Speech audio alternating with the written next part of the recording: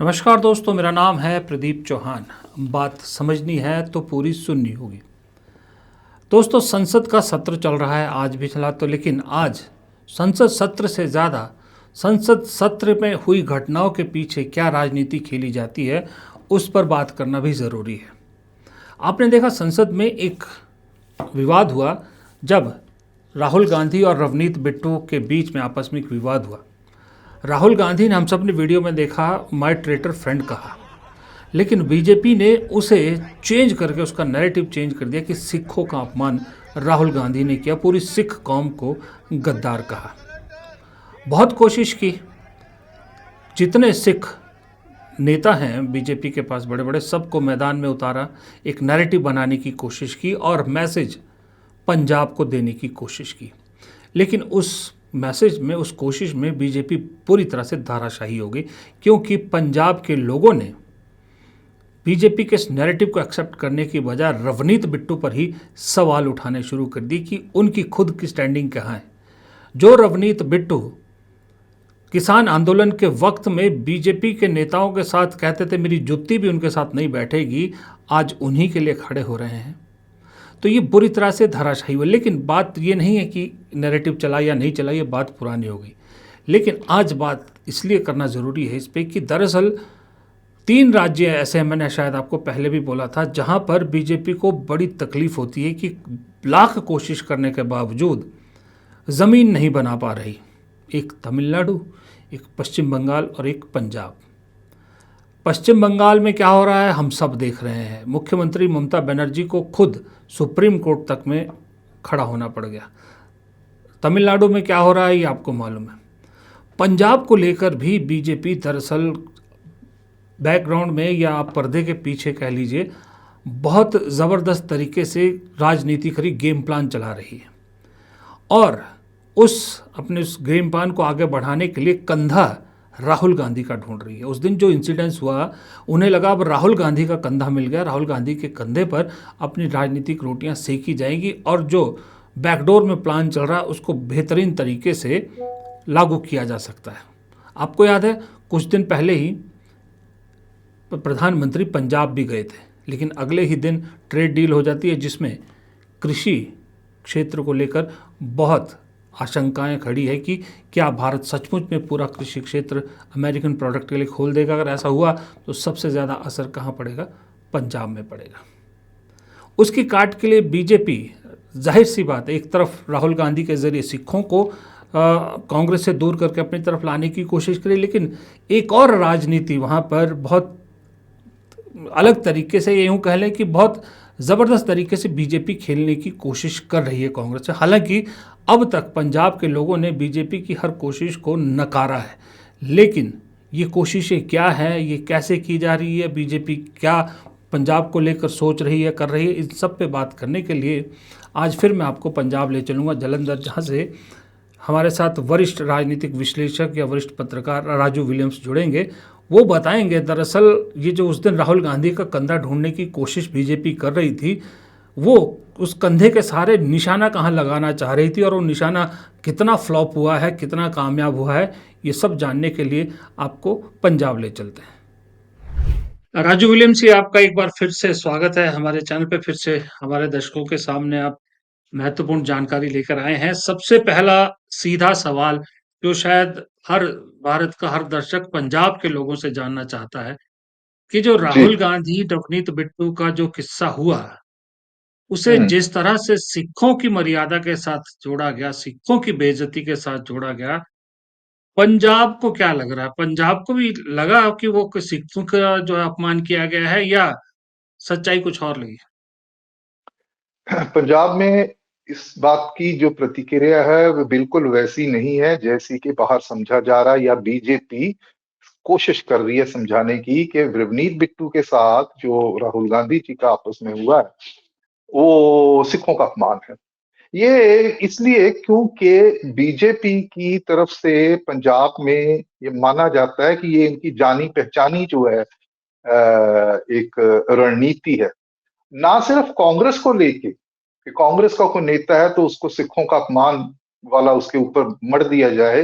ये आम आदमी पार्टी के ऊपर भी जो इनके मुख्य विरोधी हैं पंजाब में, जैसे वो पूर्व मुख्यमंत्री आतिशी, वो विधानसभा में उनकी बात को लेके जी उन्होंने सिख गुरुओं का अपमान कर दिया और उसको किस तरीके से फिर उन्होंने उसको उछाला है। तो ये पंजाब में बीजेपी की जो रणनीति है कि कांग्रेस को कैसे सिखों से दूर किया जाए, सिख विरोधी बताया जाए और सिखों के अंदर अपनी एक पैठ बनाई जाए, ये रणनीति काफी देर से चल रही है। ये आपने 2024 के लोकसभा चुनाव में भी देखा है कि सिखों के एक जो वर्ग है उसको अपनी तरफ खींचने की जो कोशिश है, उसमें इन्होंने किया क्या है कि जो इनकी इनकी जो राजनीति और रणनीति है ना, वो नंबर्स की है कि उधर से उसको पकड़ लो, उधर से उसको पकड़ लो, 2+2 4 कर दो। तो वो उसके चलते इन्होंने क्या करा है कि जो भी ये कर रहे हैं कि सिखों के जो चेहरे हैं, चाहे वो राजनीतिज्ञ हैं, चाहे कोई संत समाज से हैं, कोई धार्मिक शख्सियतें हैं, उनको साधो, उनको अपने पाले में खींचो तो लोग अपने आप साथ आ जाएंगे। ऐसा पंजाब में ना पहले हुआ है और ना कभी होगा। और इस बात में तो पंजाब की जो सिख जो पार्टियां जो श्रोमणी अकाली दल से बाहर निकल के बनी है, वो तो खुद नहीं ये काम कर पाए। तो बीजेपी के लिए, क्योंकि बीजेपी का जो जो जिस तरीके से शुरू से देखा जा रहा है, इसीलिए तो बीजेपी के पांव नहीं लग रहे। अभी इन्होंने इसी चक्कर में अभी इन्होंने एक नया अध्याय जोड़ा है कि सिख जो समुदाय है वो सिख वोटर वो है और जो पंजाब में दलित वोटर है।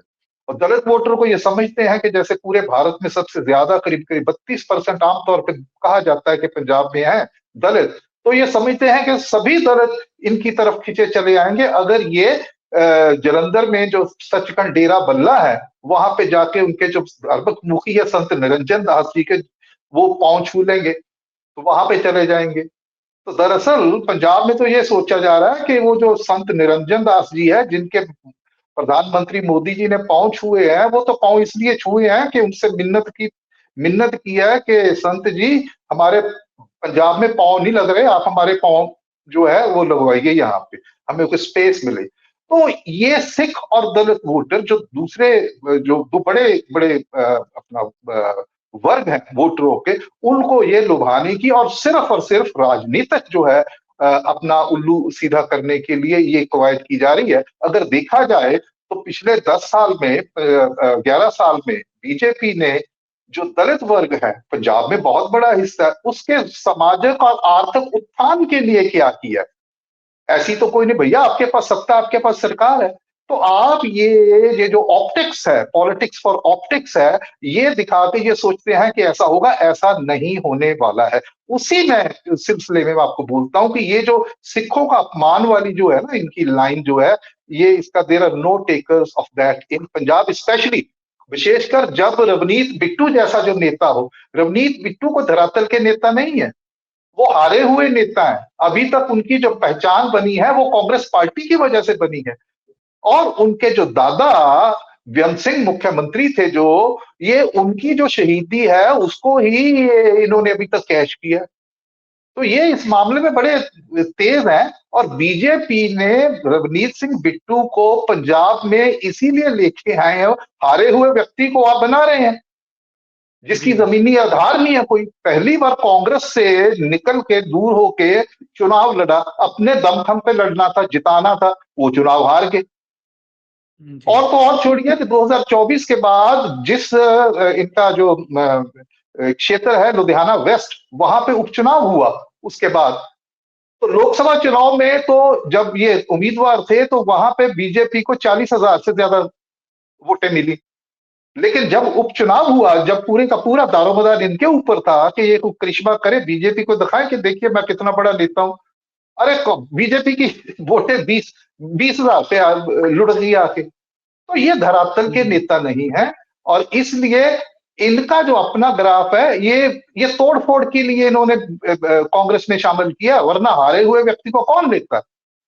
तो ये तोड़फोड़ का मैं आपको एक उसका सबूत भी दे, एक लाइन में खत्म करूंगा, सबूत दे देता हूं कि 2024 का जो चुनाव था तो पंजाब में यहाँ हमारे लुधियाना से एक विधायक है सिमरजीत सिंह बैस, 3 बार के विधायक है। उन्होंने कथित इनकी फोन जो ऑडियो थी वो वायरल कर दी थी जिसमें ये कहते सुने गए क्योंकि वो कांग्रेस में है, अपने सिमरजीत बैंस अब कांग्रेस में है, तो उनको ये बीजेपी में लाना चाह रहे थे अपने पुराने जो संबंध है कांग्रेस पार्टी में रहते हुए। तो वो वीडियो कर दी वायरल, जिसमें ये कथित तौर पे ये कहते सुने गए हैं कि ये बीजेपी वाले हैं और इनको तो कोई भी बंदा पगड़ी बांध के चले जाए उसको ये गले लगा लेते हैं। तो ये है बिट्टू साहब का पॉलिटिकल कैरेक्टर।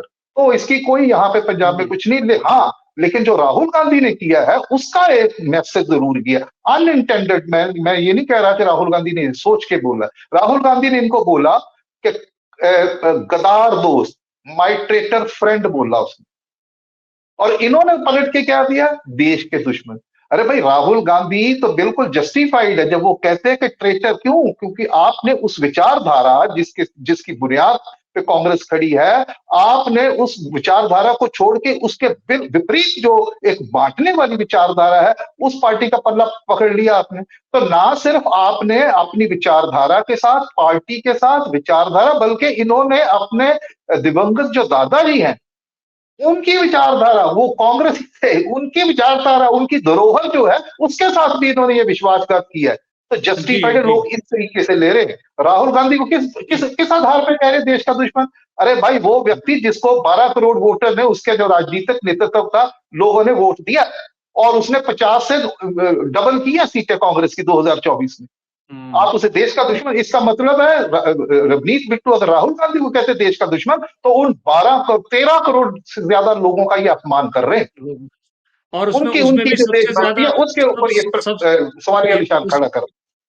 जी, उसमें भी सबसे ज्यादा, अगर अगर आप नंबर ऑफ सीट्स के हिसाब से देखोगे, तो पंजाब ने सबसे ज्यादा वोट दिया उस हिसाब से, तो क्योंकि बिल्कुल। 13 में से 7 सीटें थी। लेकिन एक चीज जी, और हैरानी, आपने बात छेड़ी दादाजी की। हम दर्शकों को ये भी बता दें कि इन्हीं बिट्टू साहब के दादाजी तो चलो मुख्यमंत्री थे, शहीद हुए, सब मानते हैं। इनके पिताजी, वो भी मंत्री थे, अमरिंदर सिंह सरकार में थे शायद, मंत्री है ना, तेज प्रकाश। है ना? तब भी हाँ, कोई उनके दिक्कत नहीं थी पुत्र। इनको। 3 बार सांसद हुए, तब नहीं, भी कोई दिक्कत नहीं थी इनको। चलिए आप बोलिए, बोलिए, प्लीज प्लीज प्लीज। नहीं, नहीं, जी, जी, वो बोलिए, मंत्री बोलिए, थे। आप ठीक कीजिए। हाँ, उनके बेटे थे, उसका बेअंत सिंह जी के बेटे थे, बल्कि इनकी बुआ जो है वो भी कांग्रेस पार्टी की नेता रही हैं और वो विधायक रही हैं। वो वही मैं कह रहा हूँ ना, मैं कहा तीसरी पीढ़ी है, तीसरी पीढ़ी का भी पूरी मलाई खाने के बाद अब ये कह रहे हैं कि भाई मेरे दादाजी की जो मौत हुई थी उसकी जिम्मेदार कांग्रेस थी। खैर, ये पॉलिटिक्स में है, अब क्या बताएं, इनका छोड़िए, इस पे तो स्टेटमेंट भी टाइम, वायरल हो रहे हैं। रवनीत बिट्टू पे तो हाँ, टाइम वेस्ट करने वाली बात है टाइम अपना। वेस्ट सर, करने वाली इसको बात है। कोई नहीं मैं ये पूछना। चीज हाँ, मैं ये जानना चाह रहा था, आपने अभी एक बात कही थी कि जो दलित वाले पंजाब दलित वोटर है उसको अपनी तरफ करने की बात कर रहे हैं। जी, प्रधानमंत्री पंजाब जाते हैं पहले दिन, वहां पर एक मैसेज देने की कोशिश करते हैं, जो आपने भी कहा। फिर अगले दिन अमेरिका के साथ ट्रेड डील होती है, और उसमें सबसे बड़ा जो खतरा बताया जा रहा है वो किसानों को बताया जा रहा है। तो ये जी, कैसी राजनीति, मुझे समझ में नहीं आ रही कि जब कृषि कानून लाने थे तो भी पंजाब वालों से ही पंगा था, सबसे बड़ा पंजाब से ही, या अकेली एक कौम ऐसी है सिख कौम जिसने इस सरकार को कोई बिल वापस लेने पे मजबूर किया। अब वोट भी पंजाब से चाहते हैं, लोगों से चाहते हैं कि हमें अपनाओ, लेकिन साथ में ट्रेड डील में उन्हीं के लिए खड्डा भी खोद देते हैं। ये राजनीति कुछ समझ में नहीं आई, ये समझा सकते हैं आप थोड़ा? आपको कुछ समझ में आ रहा है? अरे भाई, प्रदीप भाई, सीधी सीधी राजनीति है इनकी कि ये लोग बेवकूफ समझते हैं। अब ये ट्रेड डील हुई है जिसमें उन्होंने बकायदा प्रेसिडेंट ट्रंप ने उसकी जानकारी दी है। हमारे साथ हुई है ट्रेड डील भाई, ओपन है, सब कुछ है। उसकी डिटेल्स क्यों नहीं दी जा रही अभी तक? कौन कौन से क्षेत्र जो हमने खोले हैं उनके लिए, और जिसके ऊपर हमारी हमारी तरफ से 0 टैरिफ है, उनकी तरफ से अभी भी 18% टैरिफ है। उसमें जो कृषि क्षेत्र है, इसके बारे में बहुत सजग है। जो जो किसान है वो बहुत सजग है, उनकी जो जो नेतृत्व है किसानों का वो बहुत सजग है, वो चौकस है, उस पर बात करते हैं वो। और उनको अब लगता है, जो मेरी अभी बातचीत हुई है इन कुछ दिनों में ही जब से ये हुआ है, तो वो आप देखते जाइए, जो किसान आंदोलन 2020-21 में, उससे बड़ा भी आंदोलन हो सकता है और पूरे भारत में वो होगा उसका। क्योंकि डायरेक्टली वो भारत का जो कृषि क्षेत्र जो है उसके उसका ना, कुदरती सी बात है कि जब बाहर से आपकी वीट आ रही है, आपका मक्का आ रहा है, आपका वो दूसरा आ रहा है, ठीक है।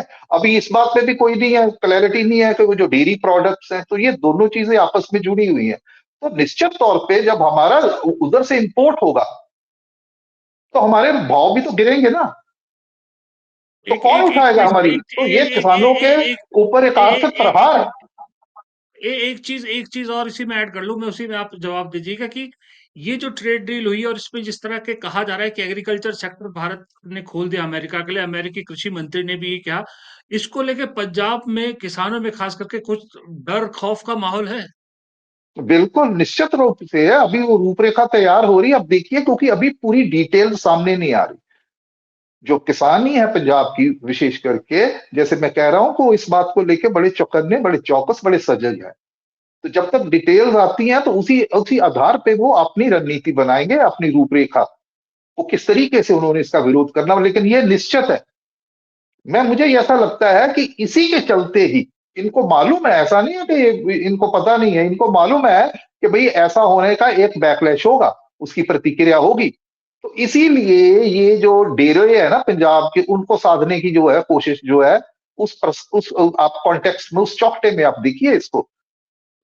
अब ना सिर्फ ये डेरा बल्ला, बल्कि इनके तो पहले जो डेरा ब्यास है हमारे यहाँ पे, प्रमुख डेरा है, लाखों श्रद्धालु है, उनके साथ आना जाना ये इनका, मोदी जी का, अमित शाह जी का रहा है। उनकी जो नजदीकियां हैं, उनके जो धार्मिक मुखिया है, उनकी सब जानते हैं उसको।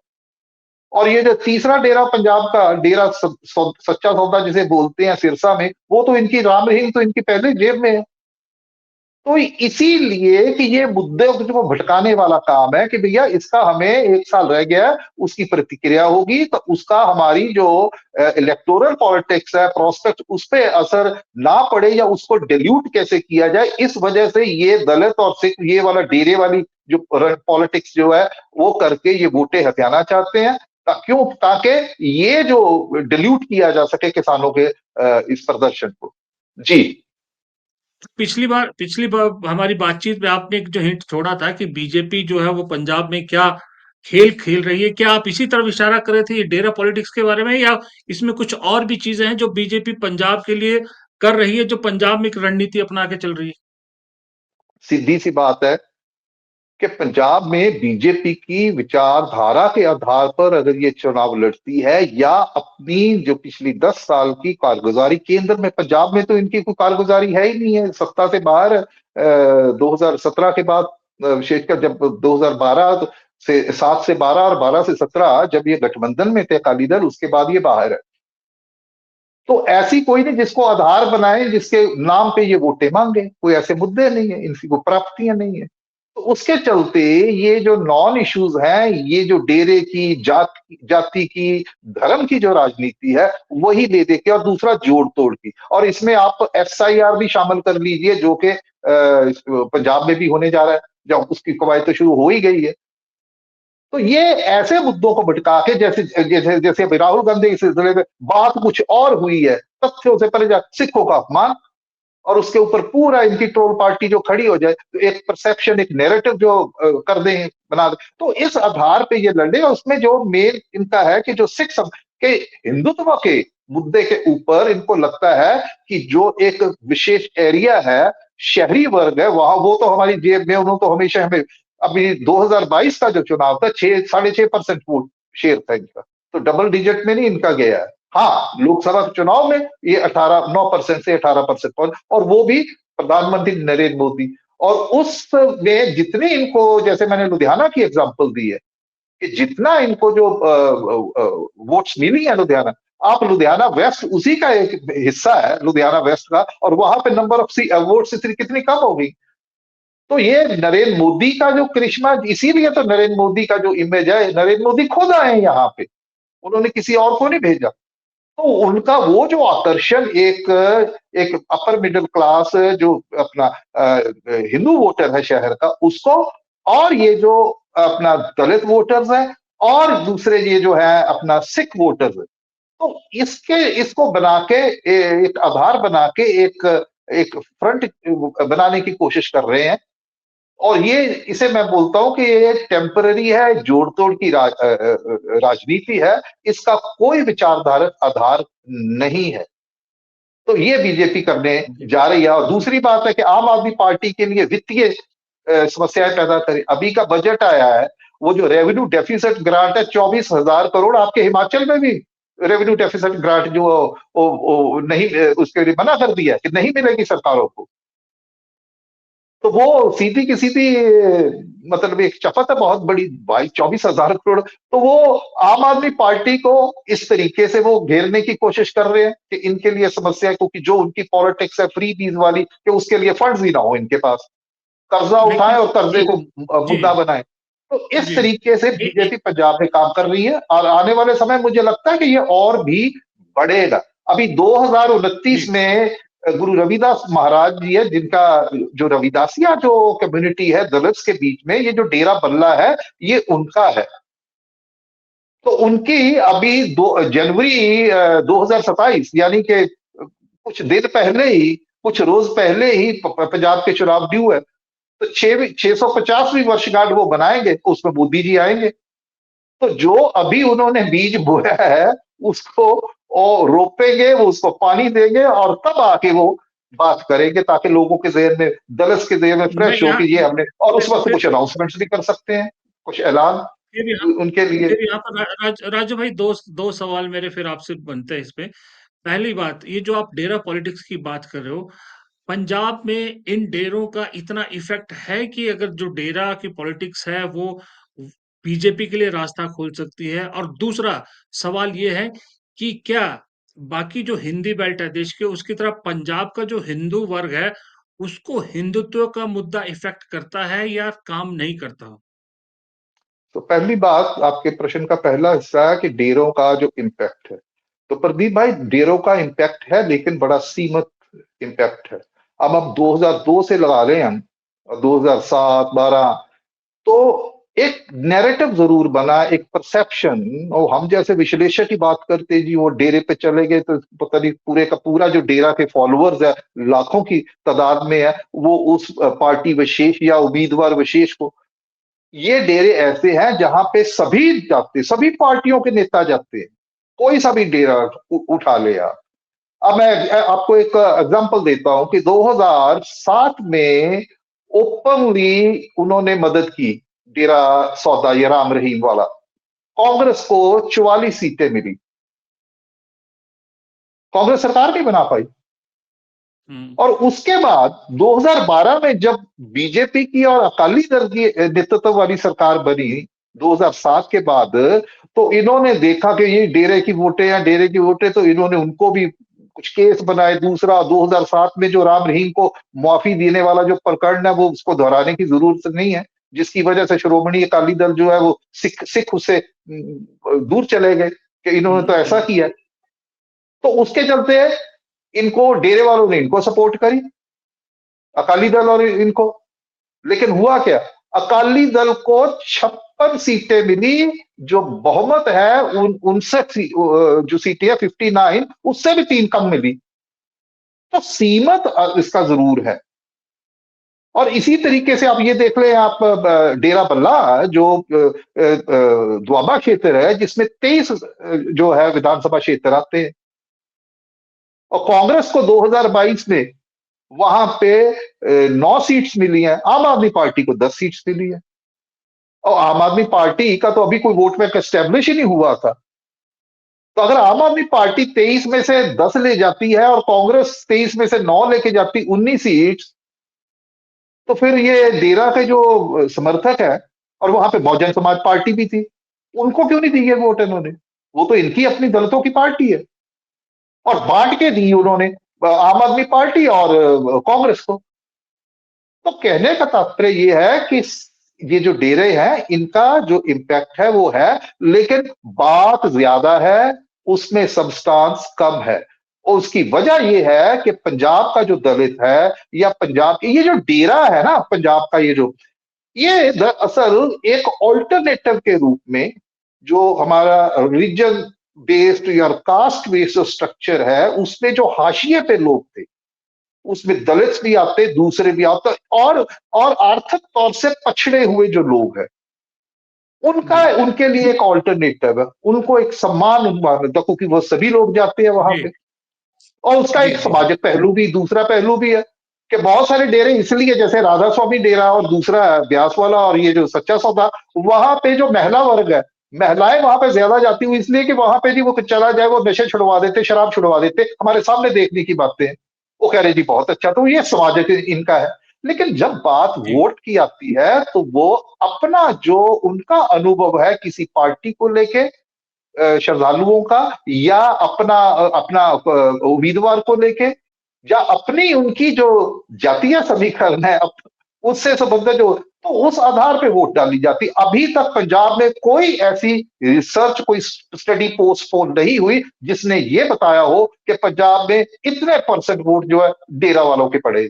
Nothing of that sort has happened, so it is a narrative. दूसरा सवाल आप कह रहे हैं कि जो हिंदुत्व का है, देखो हिंदुत्व में आप ये चीज, अगेन ये थोड़ा सा ग्रे सा एरिया है। देखिए मैं ये मानता हूं कि पंजाब का जो हिंदू है ना, वो देश के बाकी हिंदुओं जैसा नहीं है। उसकी साइकी, उसके सोचने का तरीका, उसका अनुभव, उसकी संस्कृति जो है वो डिफरेंट है। वो एक साझा जो संस्कृति है वो उसका एक हिस्सा है, तो उनके सोचने का तरीका वो भी अलग है।